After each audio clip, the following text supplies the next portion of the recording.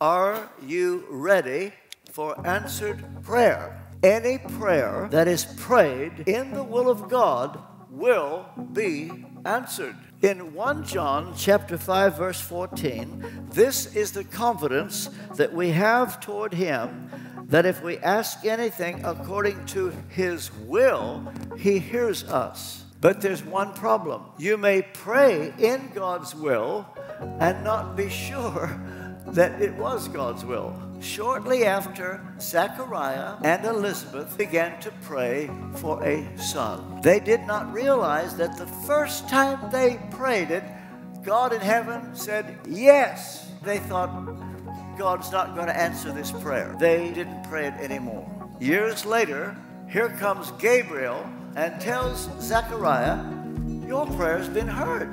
Prayer? What prayer? You prayed for a son.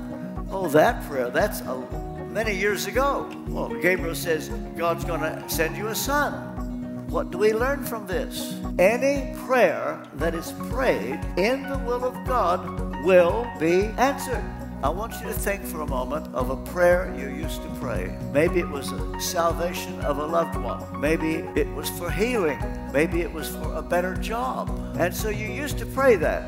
But when it wasn't answered soon, you just gave up. How would you feel if Gabriel, the archangel, came to you and said, your prayer has been heard, and he reminds you of a prayer you used to pray?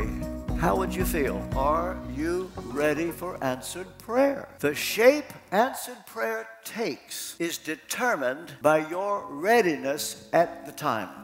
Zechariah wasn't ready. Gabriel has to give him some bad news. Because you don't believe what I've just said, even though your prayer will be answered, you will not be able to enjoy it. You're going to be struck dumb and you're not able to speak. What we find is in a few months, Elizabeth is expecting a baby. All their friends say to Zechariah, congratulations, you're going to have a baby.